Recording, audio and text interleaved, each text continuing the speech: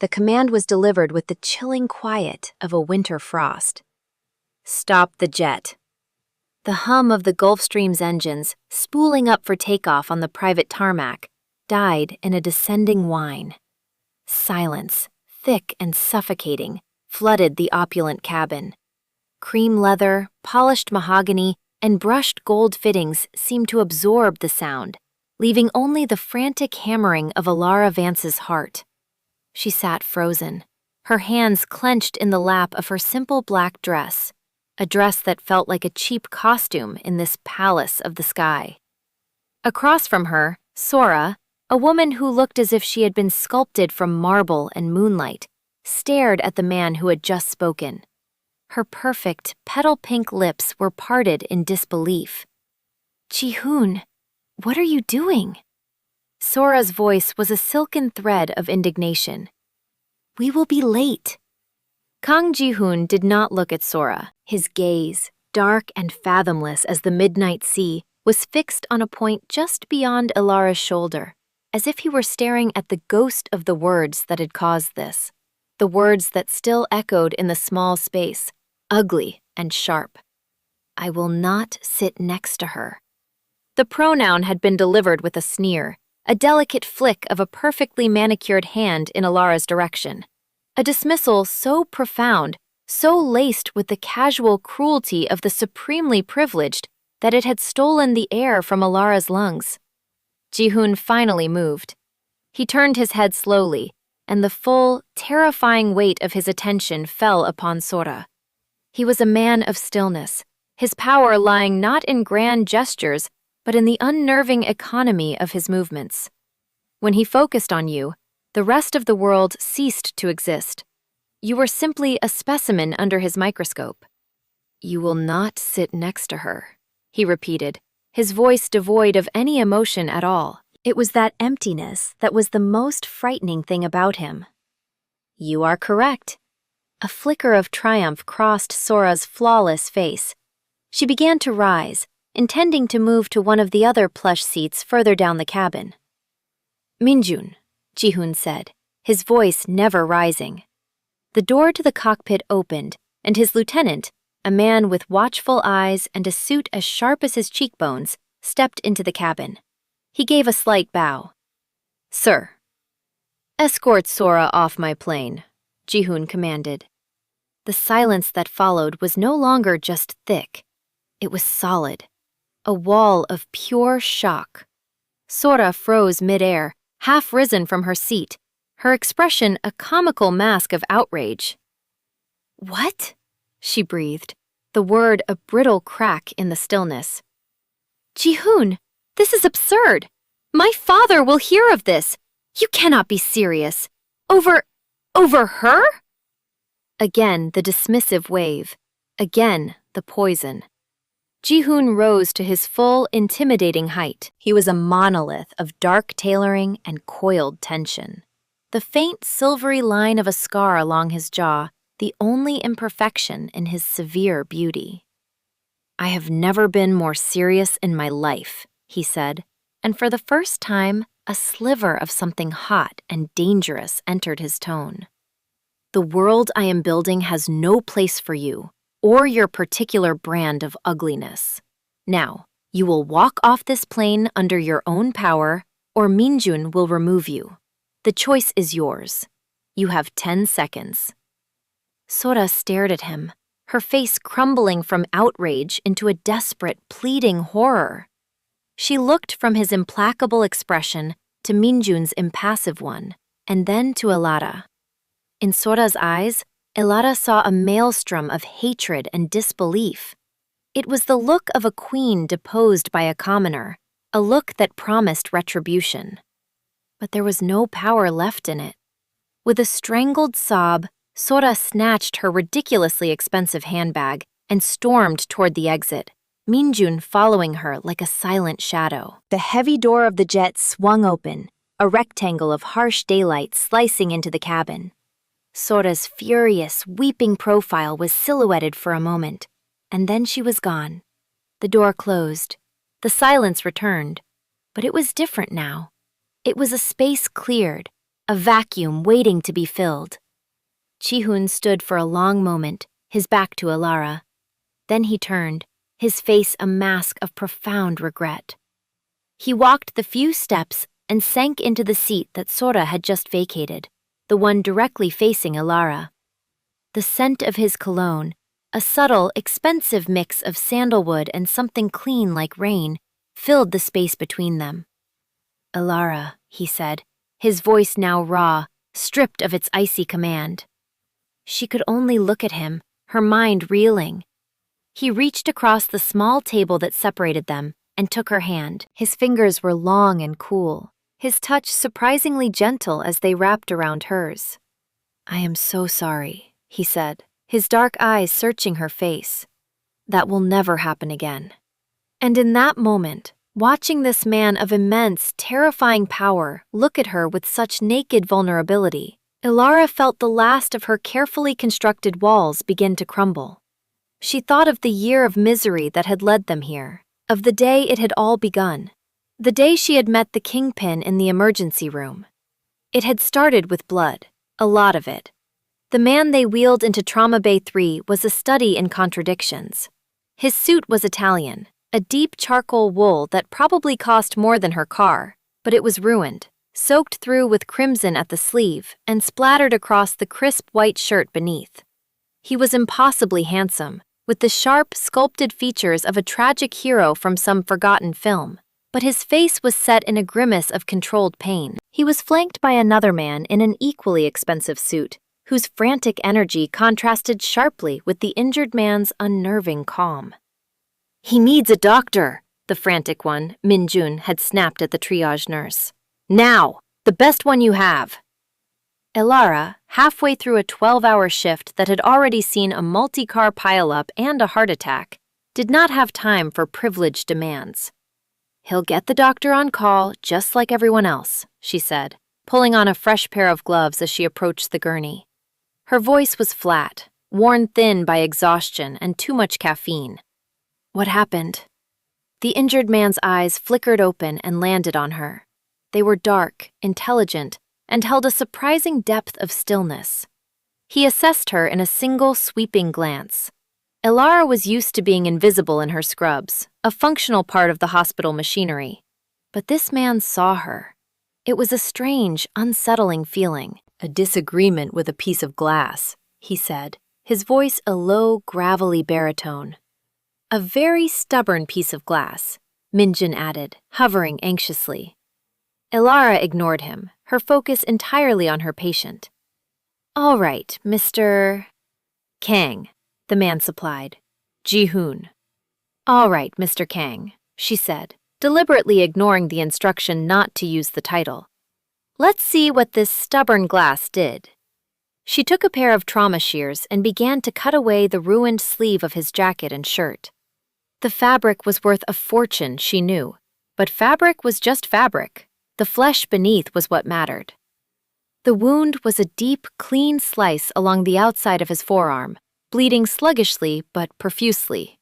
It would need stitches, a lot of them. As she worked, cleaning the wound with practiced efficiency, she was aware of his gaze on her. It wasn't leering or flirtatious, it was observant, intense, as if he were memorizing the lines of her face, the way she pursed her lips in concentration. For Ji-hoon, the world had slowed to a crawl. The chaotic noise of the emergency room, the beeps, the shouts, the distant weeping, faded into a dull hum. There was only this woman. Her name tag read Elara. She moved with a purpose that was entirely foreign to the women in his world, who cultivated an air of delicate uselessness. Her hands, competent and sure, were not adorned with jewels, but they were the most captivating things he had ever seen. She didn't flinch from the blood. She didn't fawn over him or recoil from him. She simply worked. She looked up, her brow furrowed. This wasn't glass from a window, was it? The edges are too clean. It was from a shattered whiskey bottle, wielded by a rival who had underestimated him. It was the last thing that man would ever wield. "A bottle," Ji-hoon said, the single word a concession. He never explained himself. Alara just nodded, her focus already back on her task. You'll need about 30 stitches. Dr. Evans will be in shortly to do it.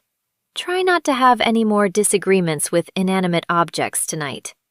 Her tone was dry, a hint of weary sarcasm lacing the edges.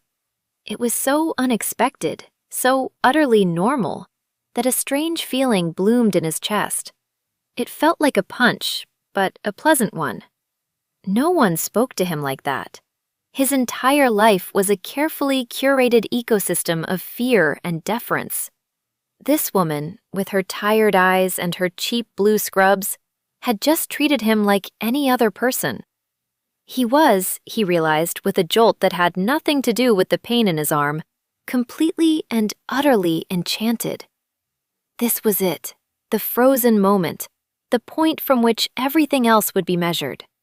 He watched her walk away to brief the doctor, her posture straight, despite the fatigue he could see etched in the lines of her back. He had to know her. It wasn't a desire, it was a need, as sudden and vital as breathing. Minjun, he said, his voice low. Sir? Find out everything about her. The flowers arrived 2 days later.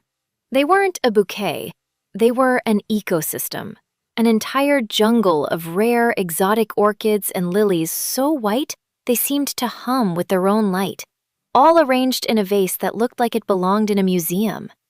They took up the entire reception desk of the cardiac wing. A small card was attached.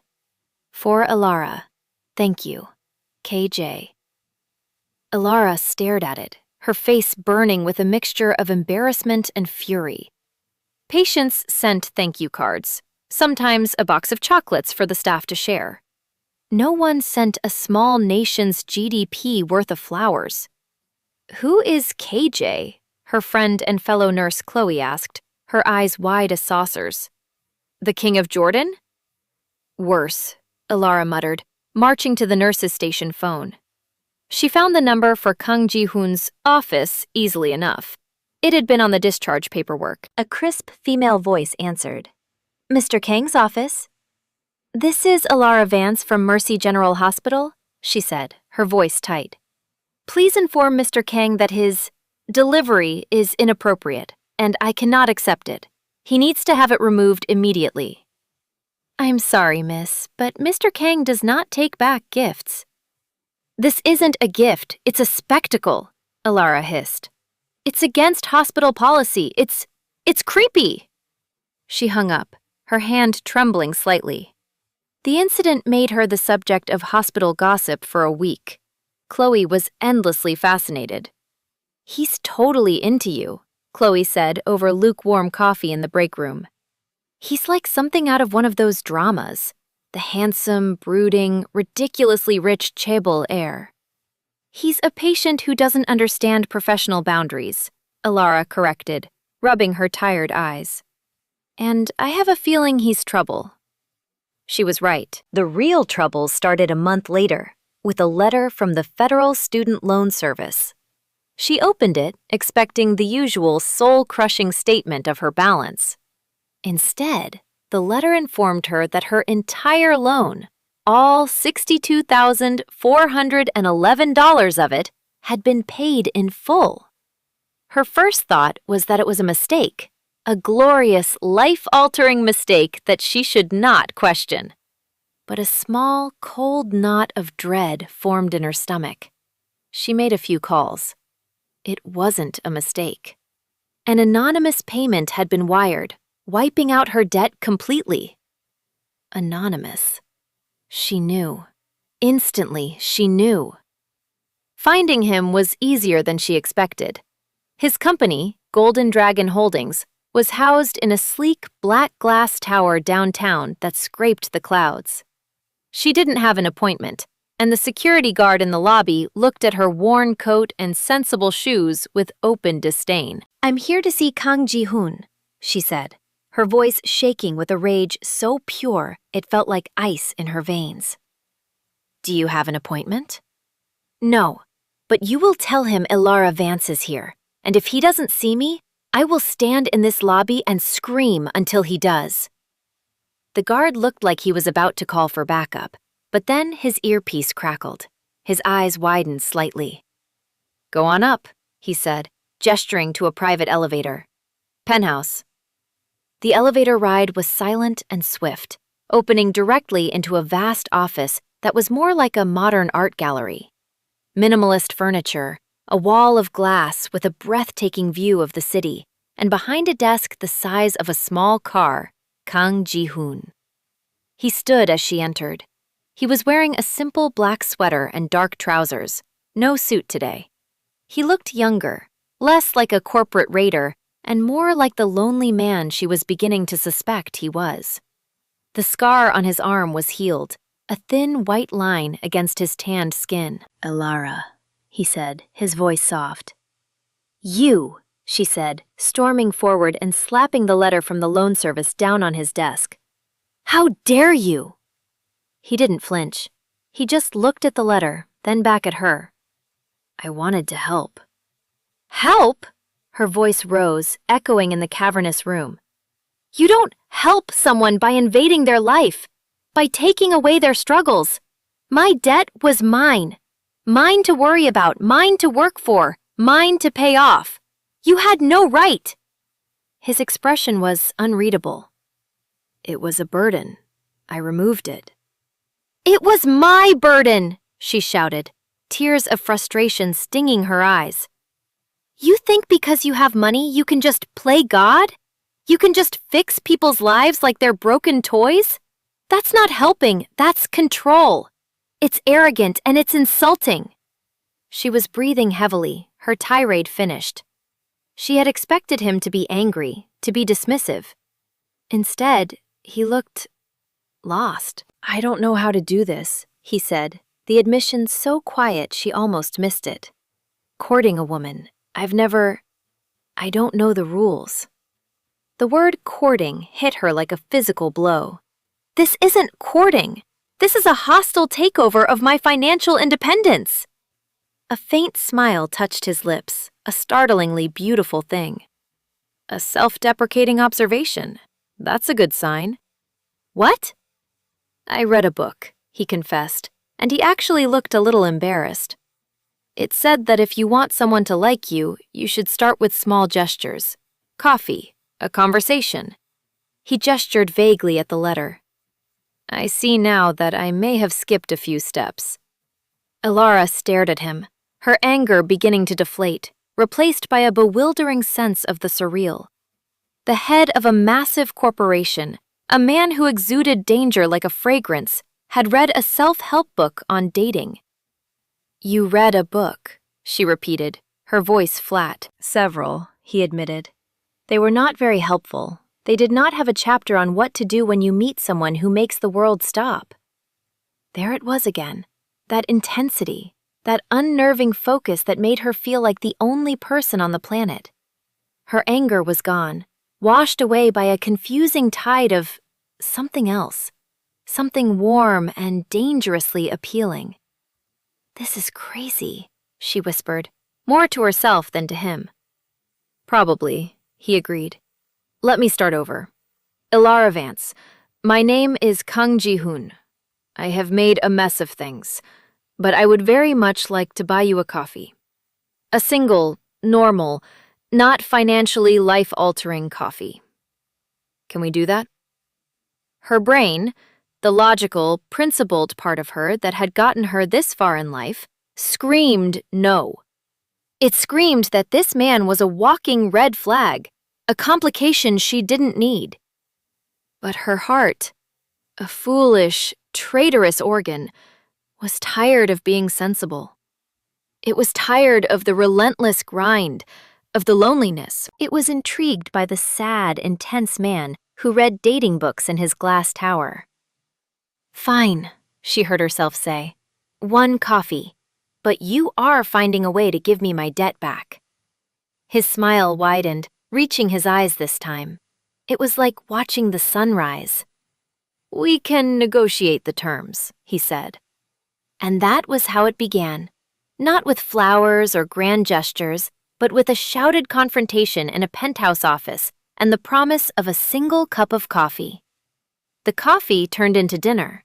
Dinner turned into long walks through the city at night, Ji-hoon listening with rapt attention as she talked about her job, her dreams of one day working for a global health initiative, her frustrating but loving mother. He, in turn, was a closed book, speaking of his business in vague corporate terms. He talked about logistics, acquisitions, and risk management. Ilara knew, on some level, that these were euphemisms, but she pushed the thought away. She was falling for the man, not the mystery. She was falling for the way he'd look at her when she wasn't paying attention. A look of such profound wonder it made her ache. She was falling for the quiet moments in his sterile, impossibly large apartment, where he seemed to relax for the first time, shedding the armor of the powerful CEO.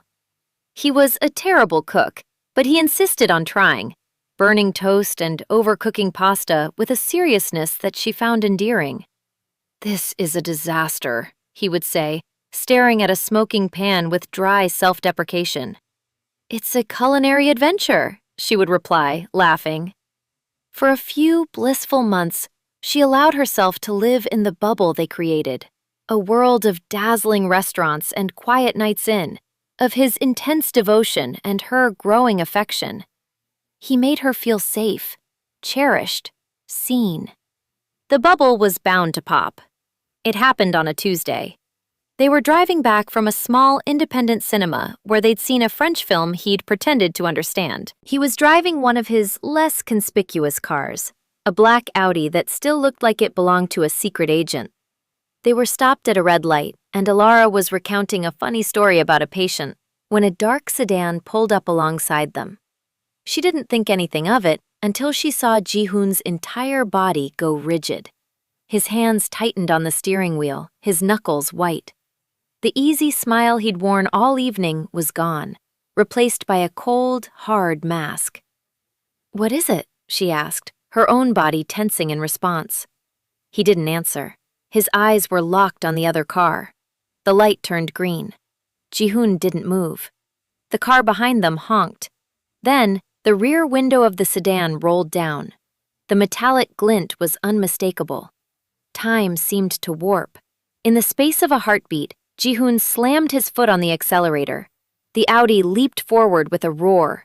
Simultaneously, the sound of shattering glass and a series of sharp, percussive cracks filled the air. The rear window of their car exploded inward, showering the back seat with a crystalline spray. Ilara screamed, ducking down instinctively. Ji-hoon was a whirlwind of controlled violence. He swerved the car hard to the right, tires screeching, then left, weaving through traffic with a terrifying precision. He was not just a man who drove a nice car. He was a man who knew how to use it as a weapon, as a tool of escape. He took a series of impossibly sharp turns, diving into a labyrinth of narrow downtown streets. He glanced in the rearview mirror, his jaw tight. "They're gone." He pulled over into a darkened alley, the engine idling. The silence was deafening, broken only by Ilara's ragged breaths. "Are you all right?" he asked, his voice strained. He reached over, his hand shaking slightly as he brushed a stray piece of glass from her shoulder. "They shot at us," she whispered, the reality of it crashing down on her. "They had a gun. They shot at us." "Yes." His voice was flat, final. She stared at him, the man she thought she knew. The quiet, intense man who burned toast. But that man was gone. In his place was a stranger, a man with eyes as cold and hard as river stones, a man who was not surprised by gunfire. "Who are you?" she asked, the question a fragile thread in the heavy silence. He closed his eyes for a moment, a flicker of profound pain crossing his face. "I am the man I tried to hide from you." He drove them back to his apartment, the penthouse that now felt less like a sanctuary and more like a fortress. He poured them both a brandy, his hands steady once more. Ilara's was still shaking so badly she had to set her glass down. "Sit," he said. It was a gentle command. She sat on the edge of the sprawling white sofa, wrapping her arms around herself. The city lights twinkled below, oblivious. He stood before her, a silhouette against the glittering skyline. My family didn't emigrate from Korea with dreams of opening a restaurant, Elara. They came with power, a different kind of power. He began to talk, and with every word, the beautiful, fragile world he had built for them shattered. He told her about the Golden Dragon Syndicate. He didn't use euphemisms this time. He used the real words: extortion, money laundering, smuggling, violence. He told her about his father, the formidable patriarch who had built an empire on fear, and how that empire had been passed down to him upon his father's death. He wasn't a CEO. He was a boss, a kingpin, the head of a criminal organization. The men in that car were from a rival crew, he said, his voice a dead, emotionless monotone. They see me as weak, soft. He looked at her, and his eyes were filled with a terrible, self-loathing clarity. Because of you. The confession hung in the air between them, ugly and absolute. It explained everything. The deference of his employees, the sudden emergencies, the way he moved through the world as if he owned it. He did own it, or at least a dark, bloody slice of it. Elara thought of her life, her job. She spent her days trying to staunch bleeding, to mend broken bodies, to ease pain. Her entire existence was dedicated to healing, and she had fallen in love with a man whose life's work was to cause the very wounds she treated. The irony was so cruel, so vast, it was physically painful. A sob caught in her throat. "I see," she said, her voice barely a whisper. "No," he said, stepping closer, his face etched with desperation. "You don't.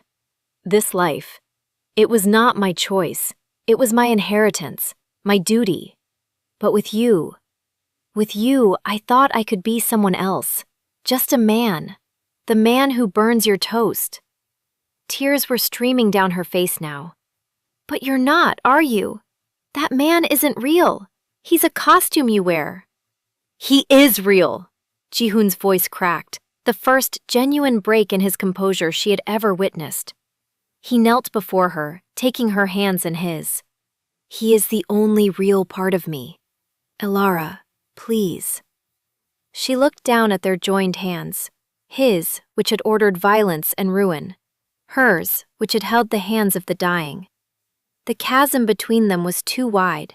It was uncrossable. "I can't," she choked out, pulling her hands away as if she'd been burned.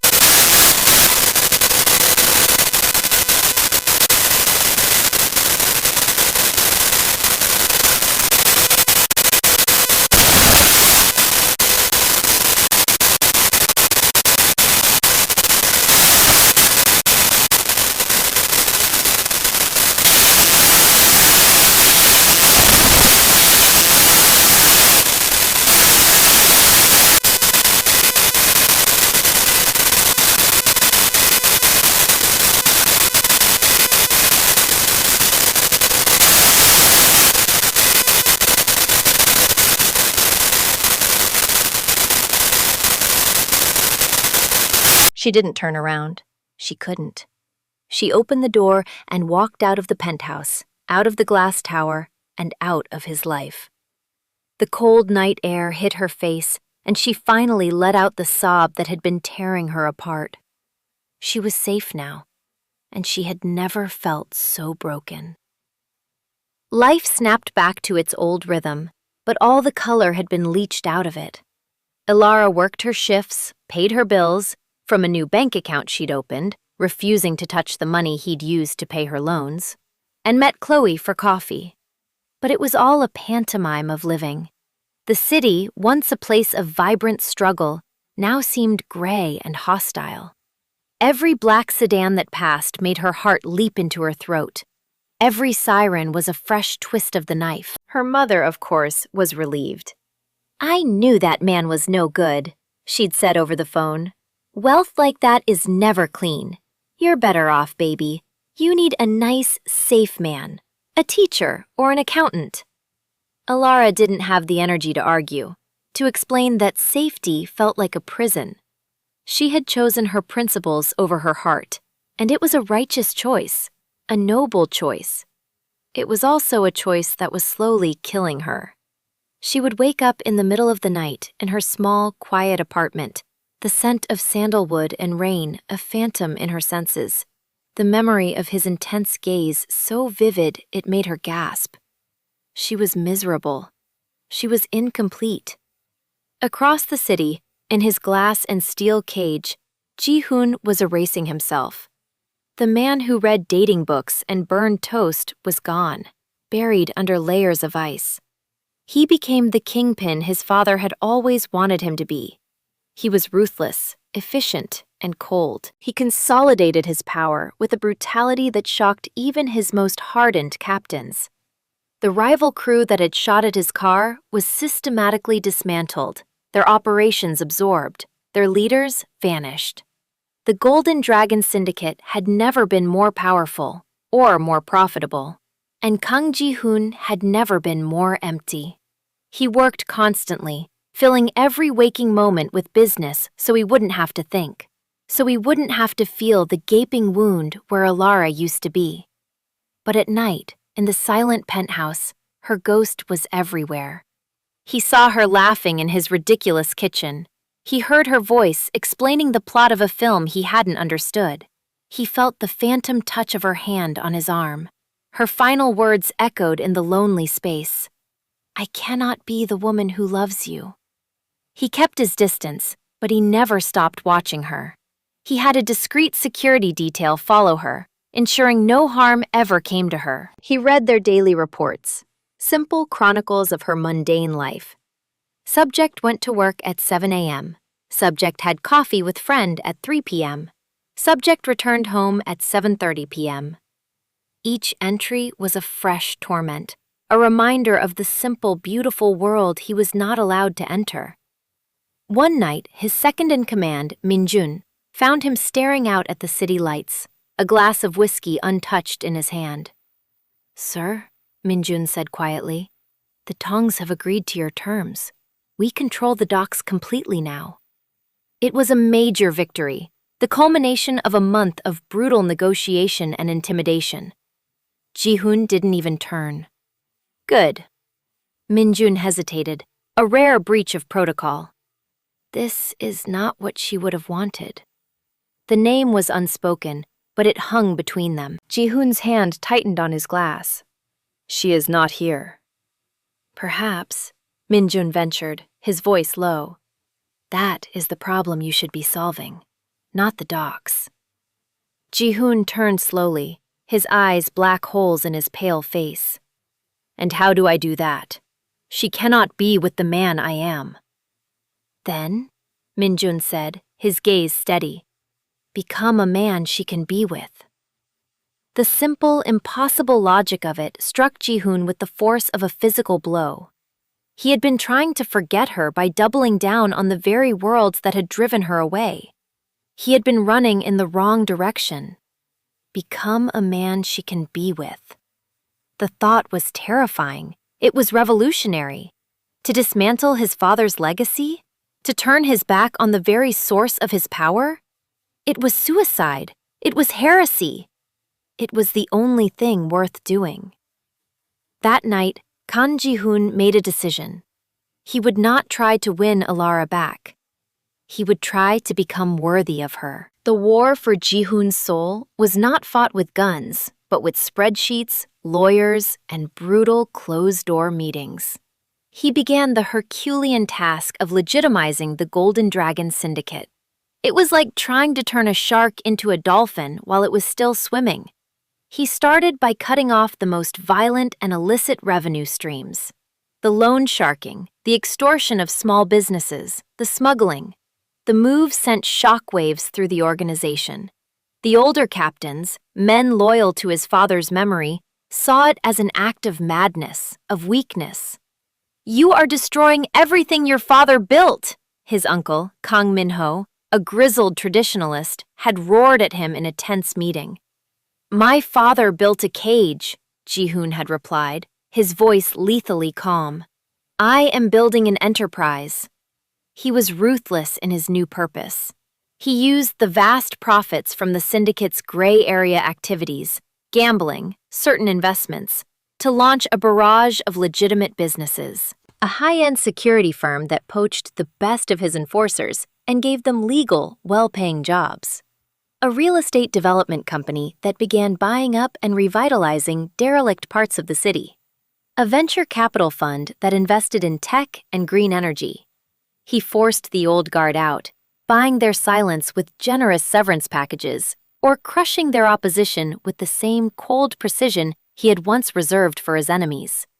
He promoted younger, business-minded men like Min-jun, who understood his vision. The most significant step was the creation of the Daehyun Foundation, named for his father in a stroke of bitter irony. He endowed it with hundreds of millions of dollars, its stated mission to fund community health and urban renewal projects. It was his penance. It was his offering to the world Ilara lived in, a world of healing and hope.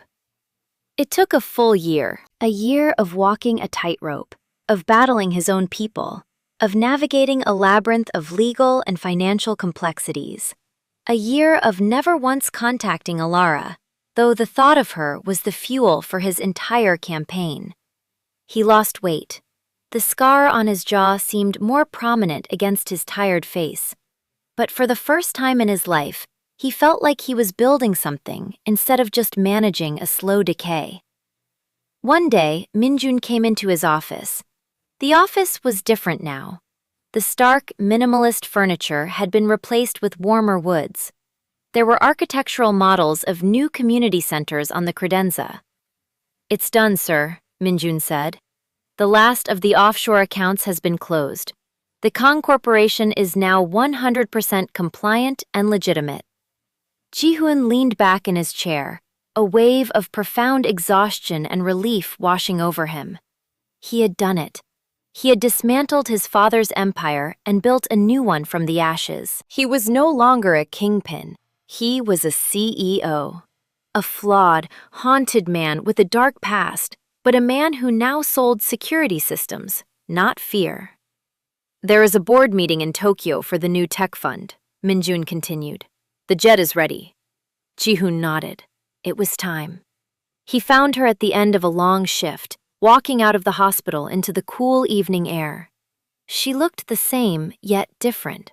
There were tired lines around her eyes that hadn't been there before. The vibrant spark he loved was muted. Seeing her, the ache in his chest became a physical pain. She saw him standing by his car and froze. Her hand went to her throat, her eyes wide with shock and a fear that tore at him. He didn't move closer, keeping a respectful distance. "Ilara." "Ji-hoon," she breathed. "What are you doing here?" "I'm not the man you left," he said simply. The words felt inadequate, flimsy for the war he had waged.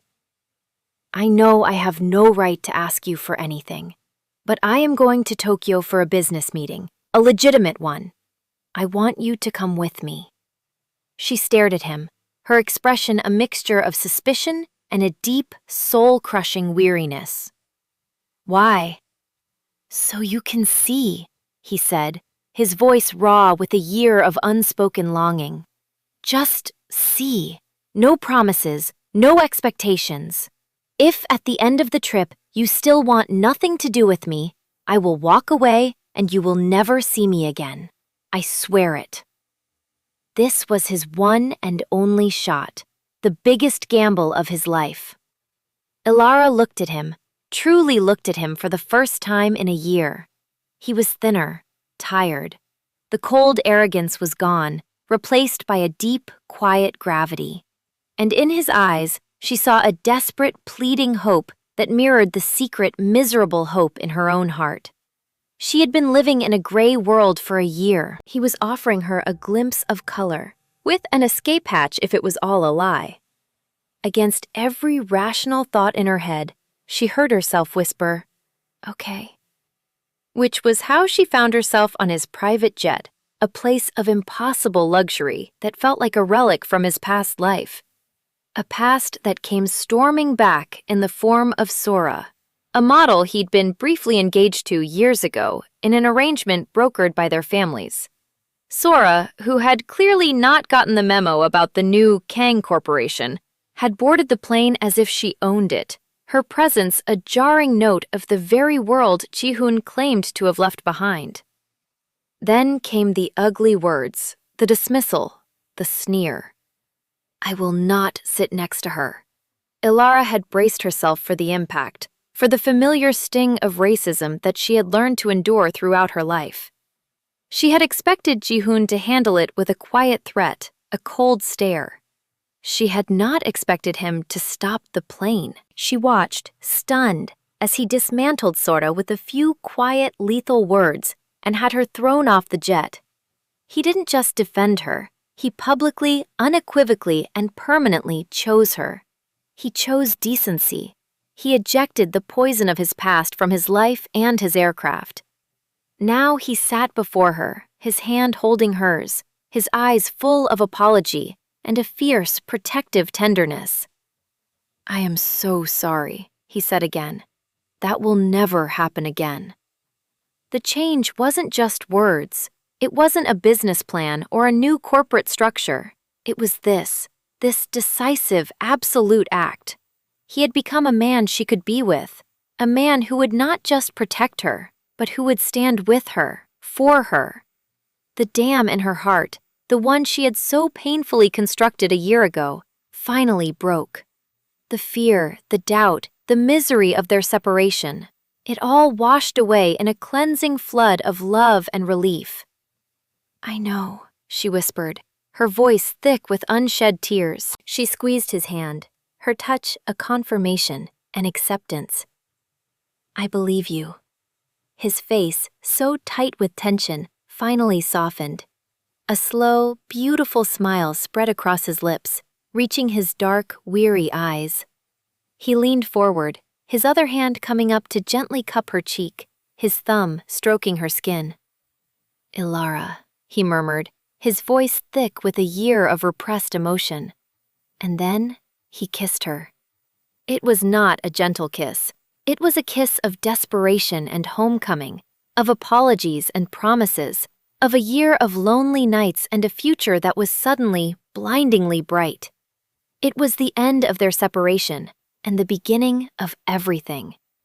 Ilara met his kiss with equal fervor, her hands coming up to tangle in his hair, pulling him closer. She was home.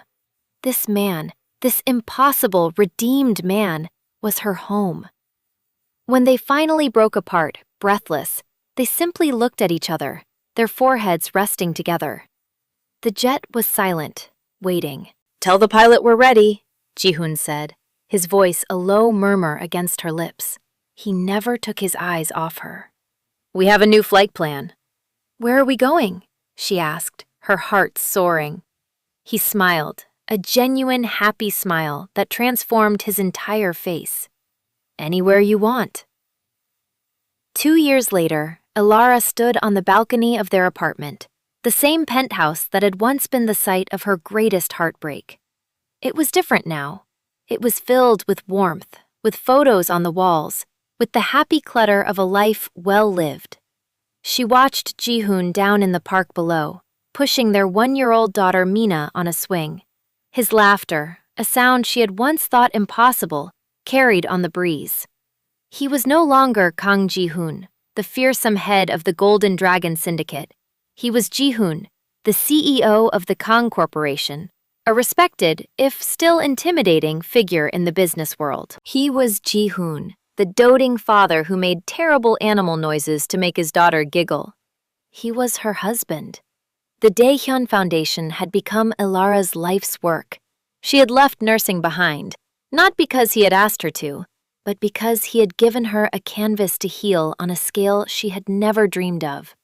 The foundation had just opened a new state-of-the-art pediatric wing at Mercy General, her old hospital. She was on the board, directing funds, changing lives, using the power and wealth that had once horrified her as a force for immense good. She had found a way to reconcile their two worlds by helping him build a new one. Ji-hoon looked up from the park and saw her on the balcony. He smiled and waved, his entire being radiating a quiet, profound contentment she knew he had never felt before his life was intertwined with hers. Mina waved her chubby little hand, a perfect blend of his intense eyes and her warm smile. He had not been redeemed by some magical act, but by 1,000 small, difficult choices made every day. The choice to be better, the choice to be honest, the choice to love. And she had chosen to believe in his capacity for change, a choice that had led her not to a compromise of her principles, but to their ultimate fulfillment. She waved back, her heart so full it felt like it might burst. The kingpin was gone, replaced by a man who had fought a war to become worthy of love. And in winning that war, he had given them both a peace they never thought possible. This story teaches us that true love is not about finding a perfect person, but about inspiring and supporting the person you love to become the best version of themselves. It highlights that redemption is not a gift, but a difficult path paved with accountability, genuine change, and the courage to dismantle a harmful past to build a worthy future. Love's greatest power lies in its ability to make us want to be better, not just for ourselves, but for the person who sees the good in us, even when we cannot. We really hope you enjoyed this educational piece of content, and hope that you could understand the moral lessons behind it. If you enjoyed this story, please show your support by hitting the like button, subscribing to our channel for more content, and sharing this video with someone who might appreciate it. Now, we have a question for you. When Alara first discovered that Ji-hoon had paid off her student loans, was her furious reaction justified, or should she have been more grateful? Let us know your thoughts in the comments below. And finally, we want your input on our next story. Should we tell the story of Minjun, the loyal lieutenant, and the difficult choice he faces when an old flame from his own dark past reappears? Or would you rather hear about Chloe, Alara's best friend, who finds herself unexpectedly falling for the brilliant but socially awkward tech genius that Ji-hoon's company just hired? Vote in the poll or leave your preference in the comments. We can't wait to hear from you.